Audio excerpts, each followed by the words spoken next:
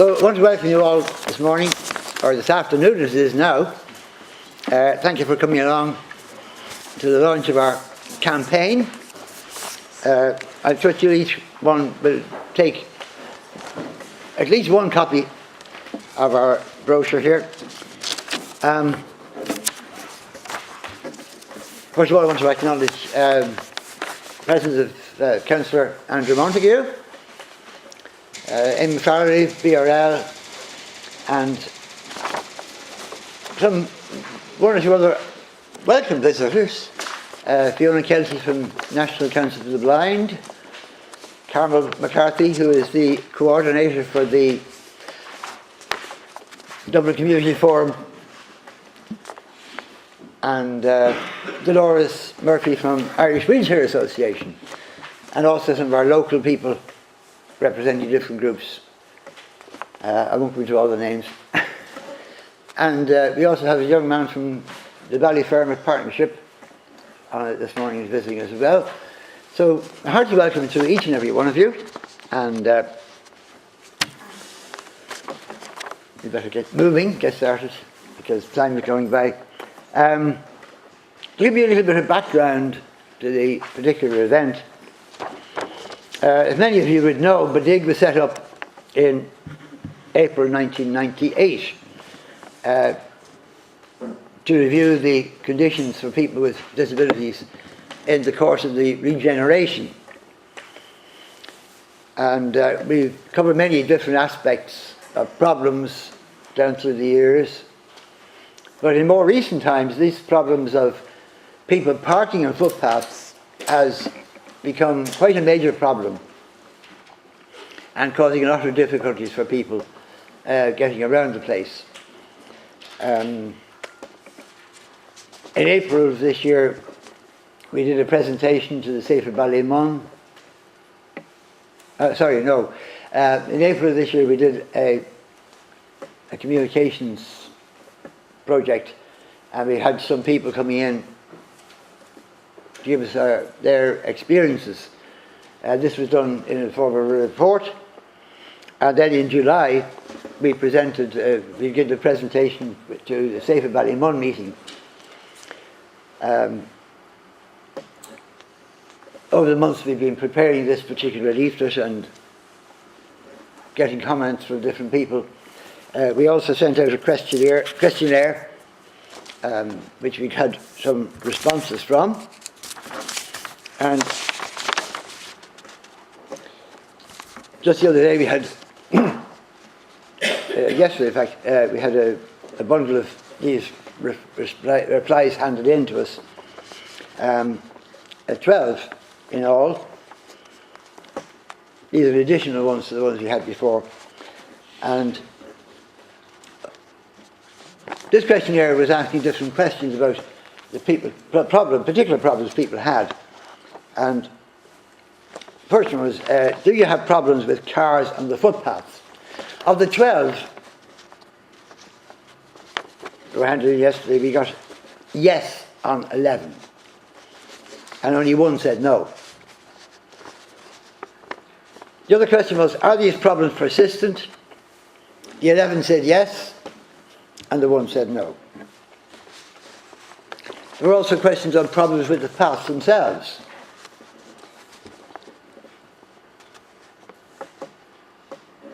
Response to that was general condition.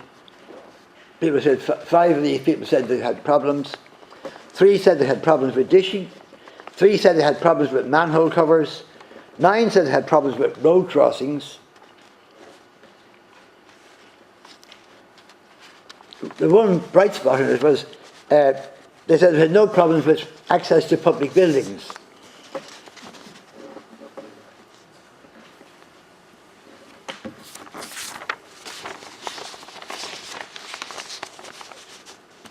But they also expected other views, and one was that there are too many cars parking on footpaths in Ballymun. We really would agree with that. Again, some people found the footpaths were too narrow. And with narrow footpaths, if there's a car parked on it, it makes it absolutely impossible. People have cars parked outside their houses, restricting their access. And these are the sort of things that we want to highlight.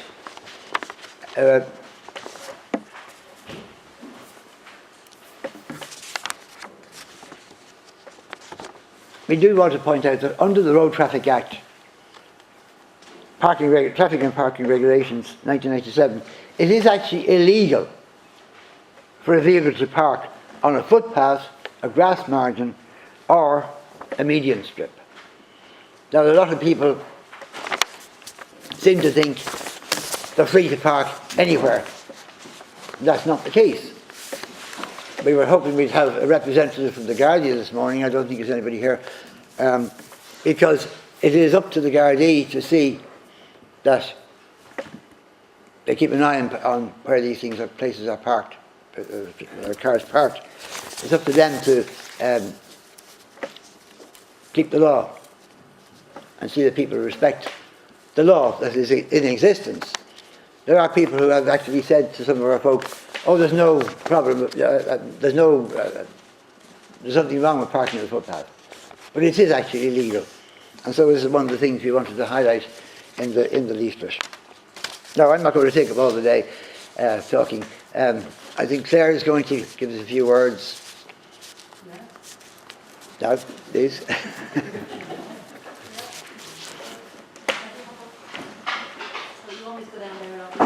Yeah, please, there's a microphone here. All right. Mm-hmm. And Andrew.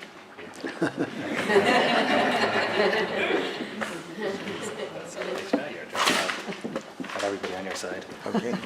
There you are. Jacob. Just stand. Here? I don't need a mic. Yeah, you can stand It's on, there. it's there anyway. There's a All right. microphone there. In front of you. Am I okay, yeah? Yeah. As you know, my name is Claire Whelan. I live in Ballymun. I haven't always been vision impaired, so this is all quite new to me. I wouldn't have been involved. I wouldn't have been aware of access. Now, when I talk about access, I'm not just talking about access for people with disabilities. I talk about it for my granny and, you know, people on mothers with buggies, and so I'm, you know, conscious that it's not just about access for people with disabilities. My gripe is, I have a lot of gripes with access, because I'm aware of it now. I wouldn't have been aware of it because of, like a couple of years ago. It's because I have a disability now that I'm more aware of it, and I'm quite passionate about it.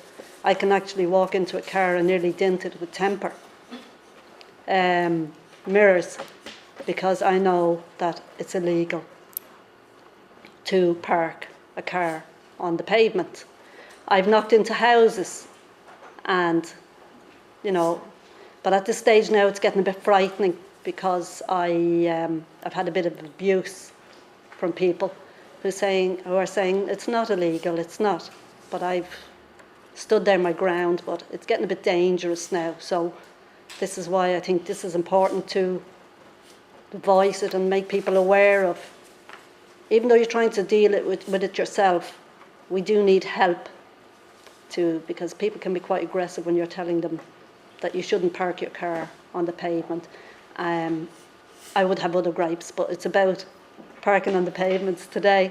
I have Fiona Kelty, who has helped me a lot with knowing what, and if I have a gripe, I would say to Fiona, you know, is there anything you can do to help us? So we just need, and it is going on a lot in Ballymun. It goes on everywhere, but because I live in the area, I think we in BADIG need to highlight this, and we need help with making it go away.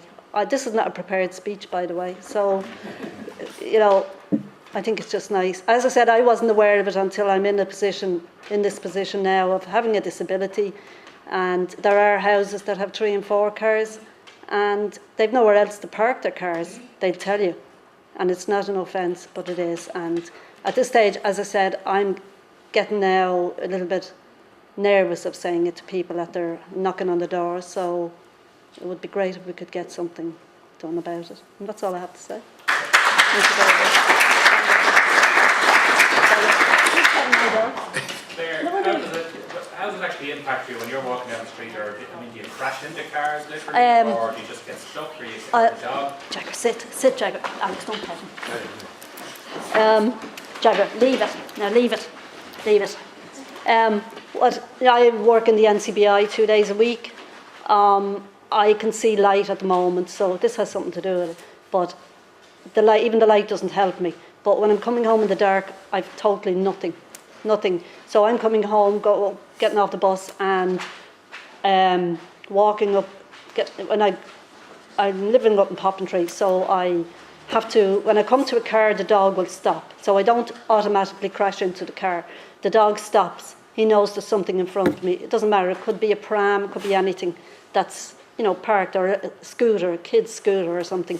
So the dog will stop because he knows he can't go past that obstacle. So he stops, and then I say, hop up, he go around. So he still can't pass this car, say. So I have to go out on the main road and then go around the car. And I don't do it because I've been knocked down. Nobody's fault. Well, I don't know whose fault it was. So I have that fear of being knocked down again, which is worse. So what I do is the dog stops, and then I have to go around, which I don't do. So I'm left there and I'm shouting like a mad one, excuse me, can you help me? But I just have this fear. If I go out on that road where I shouldn't be, going around the car, I'm using my hands here, I hope it makes sense. I'm terrified when I come to a car. I'm terrified. And then when I go into a house and knock on the door, and they're saying, but you can go around out onto the road, and then I lose the rag then. But it's frightening. Like, if everybody could just put a blindfold on them, or partial blindfold, and see what it's like, get into a wheelchair. It's frightening. Even in the daytime it's frightening, but nighttime for me is, and I can't explain the fear of trying to get around the parked car and then having to go out onto a busy road. And the cars are coming towards you. You shouldn't have to live like that. The dog, people say the dog does everything for you. The dog doesn't do everything for you. And it's not his job to go out onto the road and go, parked cars are,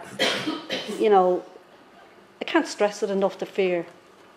And there's times I just want to reef the mirrors off. And being honest, and dinge the cars. And I have it up in my own area, and I've said to the neighbours, look, you can't park a car there, I have to go out on the road. And they'd say, oh, it's a cul-de-sac, you'd be safe enough in a cul-de-sac. You're not safe in a cul-de-sac going out onto the road. Anywhere, when there's a car parked over the paths, And people think it's okay. It's not. And I've said it to them, it's an offence, because I've been to the police station. As you can tell, even now I get quite angry about it. So, I don't know if that answers your question, Andrew. I do go on a bit, but I really feel passionate about it, Yeah, thanks. Yeah, thank you. Now you won't get up. Thanks, Sit beside me. Oh, thank you.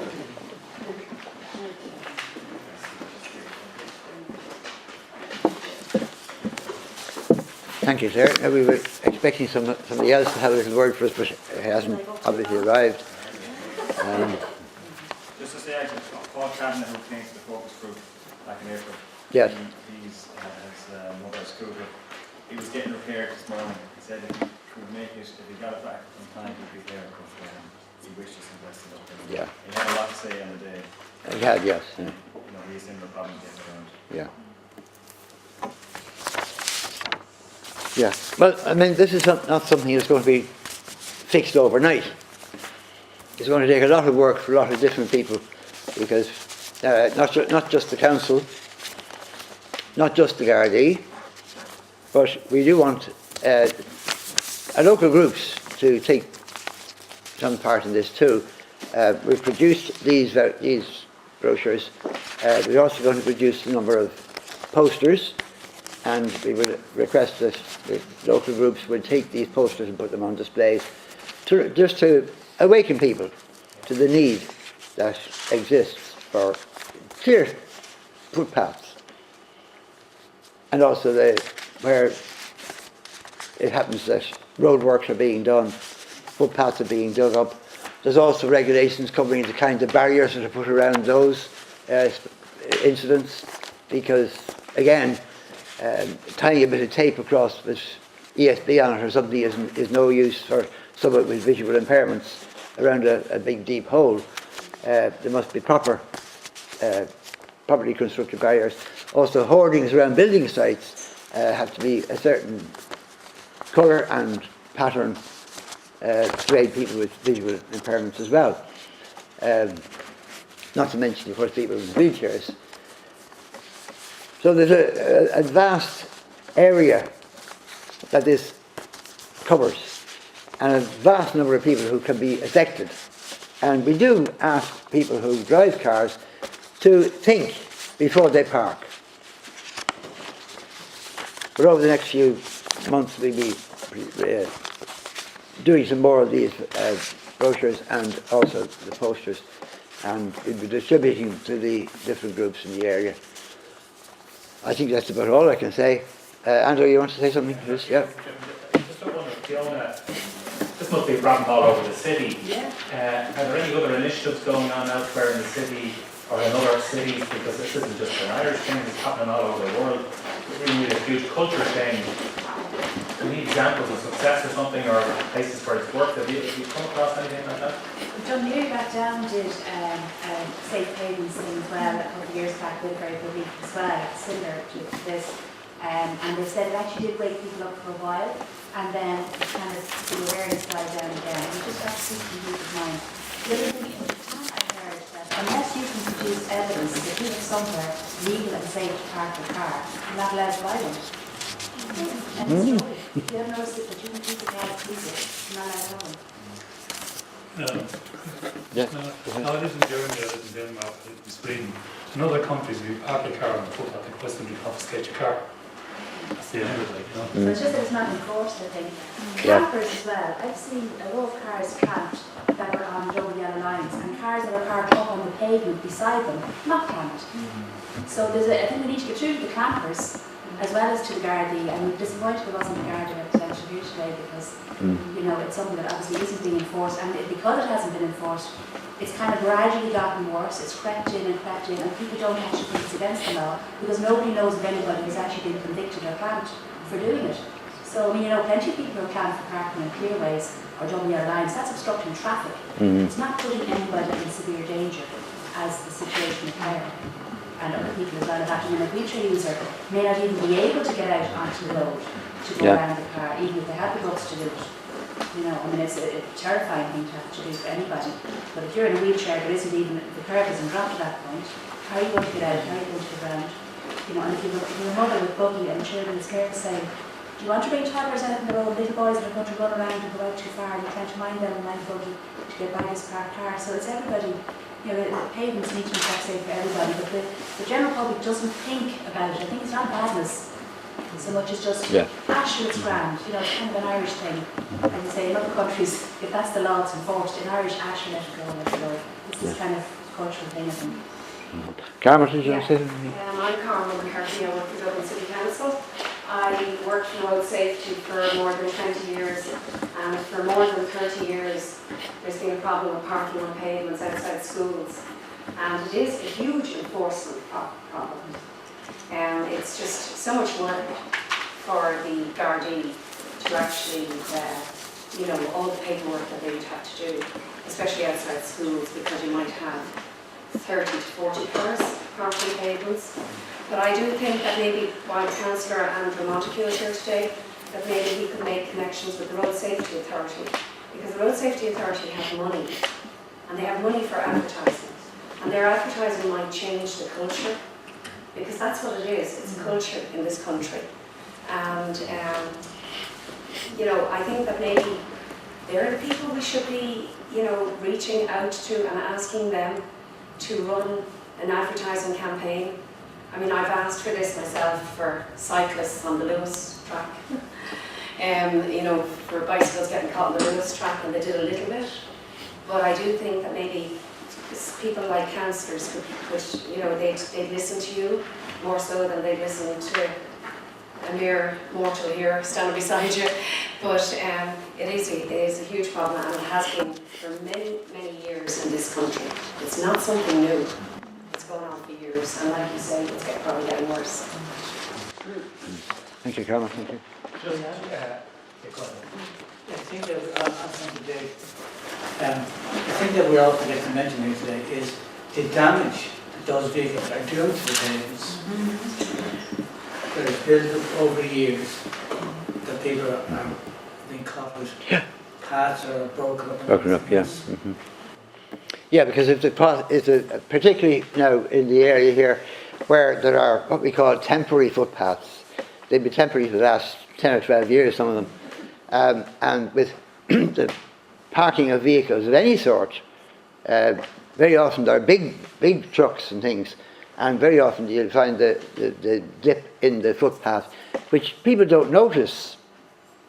And then when it rains, this fills up the water. And if it freezes, that freezes, it's just a skating rink.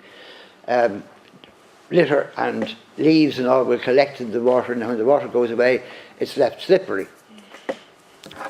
So, as I say, it's a major problem from many different angles, and it will take a lot of cooperation from the various bodies involved to get anything sorted out about it. Yes. Andrew? I think that Claire here is the best antidote to this problem. It's when people hear your story, they change their mind, because it seems relatively innocuous and harmless until you hear you telling it exactly what it's like. And for the rest of us, like you, before you were blind, you didn't notice these issues. But once people hear your story, you will change people's minds. So how do we get more people to hear your story? And I agree with you. I think if we could get advertising, national advertising in this issue, we should try that. So we should definitely try that. I chair the Transport Committee in Dublin City Council, so I'm going to invite Alex and Claire into the Transport Committee to tell their story. But we have, there's a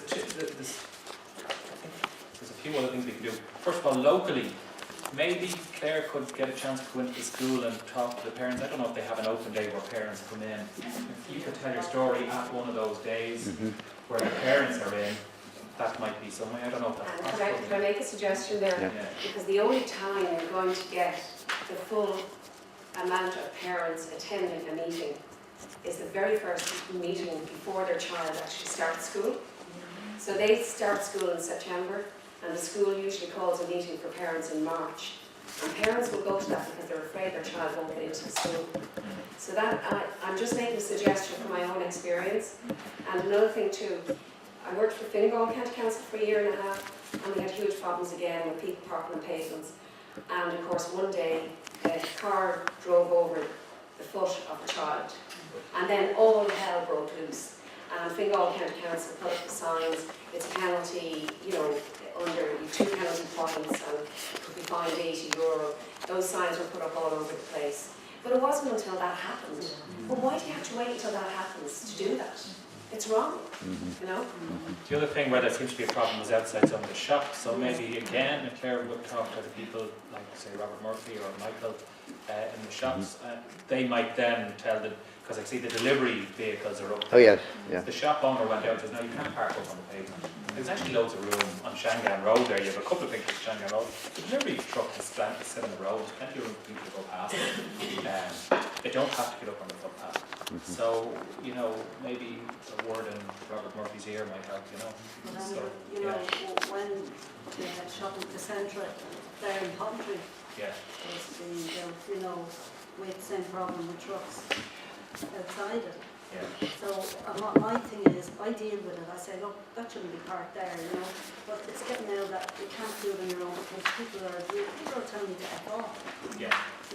But I could go on about the access things that are not right here in Ballymun. But if I can just deal with one thing, Yeah. I could just like when you've been going on there with the shopping centre there. Yeah. It's a nightmare coming out with the dog. Cars just coming in and cars are just zooming past you and they're on the path. But then they're saying that's a shopping centre issue. One of the managers, Dublin City Council or some other company. So there's some dispute going on with them and you're fighting it and nothing is happening. Yeah. But I think a day like today is good. Yeah. So on, but there's so much that you have to do with it, you know. And it all goes on in every area. We can do If we something. can get a few little wins, Yeah. if we can change some of the habits in some of the places, bit by bit. Yeah. But it's going to be difficult, it's not going to be easy, but I think that our best way of dealing with it is for people to hear what's really happening.